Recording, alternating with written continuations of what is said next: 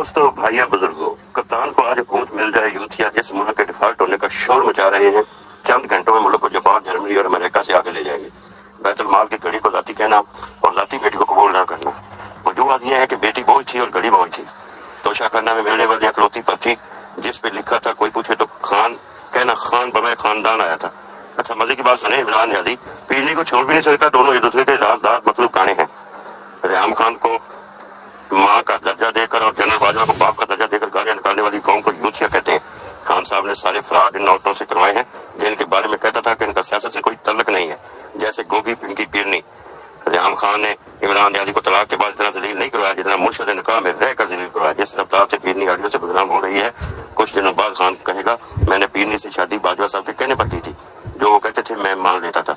یوتھیو پاکستان نہیں بلکہ پاکستان کا ایک صوبہ ڈیفالٹ ہو چکا ہے جن پر پورے 10 سال سے کھوتے کا راج ہے۔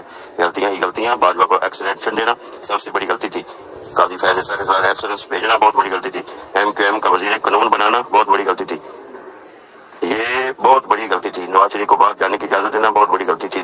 ریحام خان سے شادی زندگی کی سب سے بڑی غلطی تھی۔ یوکرین جنگ کے دوران روس جانا غلطی تھی۔ تاجروں کے ساتھ حکومت بنانا بہت بڑی غلطی تھی۔ بڑی غلطی تھی اسکندر سلطان کو چیف الیکشن کمیشنر بنانا بہت بڑی غلطی تھی۔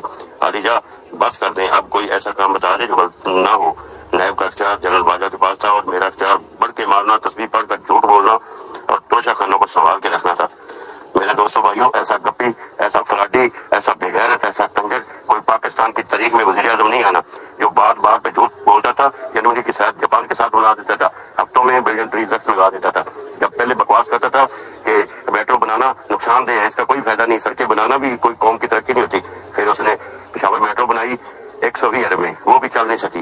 میرے بھائیو دوستو، کہاں 50 لاکھ کر دیا اس بغیرت نے؟ میرے دوستو، کہاں اس بغیرت کنجری کے پتر نے کہاں 1 کروڑ نوکری دی ہے؟ مجھے ثبوت کے ساتھ فراہم کریں۔ میرے بھائیو دوستو، اس کو جتنا تیزی سے، جتنا جلدی سے، جتنا غیرت سے اس کو اب مطلب آگے سے روکیں گے تب جا کے روکے گا، ورنہ آپ کی شرافت آپ کو لیٹ ہوگی گی۔ آپ کی ہائی کمان، آپ کی حکومت اس شرافت سے استعمال کام لے رہی ہے، جیسے میرے لیڈر میاں محمد نواز شریف نے بھی اپنے شرافت سے کام لیا تھا اور وہ حکومت سے ہاتھ دھو بیٹھے تھے۔ اسی طرح شہباز شریف صاحب، ہم آپ کو وارننگ دے رہے ہیں کہ ان کو آنی ہاتھوں سے ان کے ساتھ نبڑیں گے۔ یوتھی یہ بغیرت کنجر حکومت کے بھوکے ہیں، ملک تباہ کر چکے ہیں، ملک کو بلکہ ڈیفالٹ کر چکے تھے۔ چند دن حکومت ہوئے جانے کے فوری بعد کہتے ہیں حکومت ڈیفالٹ ہوگی۔ پہلے حکومت 3 سال 7 مہینے اور 22 دن ان کی بغیرتوں کی رہی، اس وقت تو حکومت ڈیفالٹ نہیں تھی۔ اس لیے میاں شہباز شریف صاحب، مریم صاحب، ان کا ڈٹ کر مقابلہ کریں، آنی ہاتھوں سے نبڑے، ڈانگے پھیرے ان کو بغیرتوں کو، جہاں یوتھیاں نظر آئے ان کو مار مار کے چھتر ان کی گونڈ لال کر دینی چاہیے۔ شکریہ، تھینک یو۔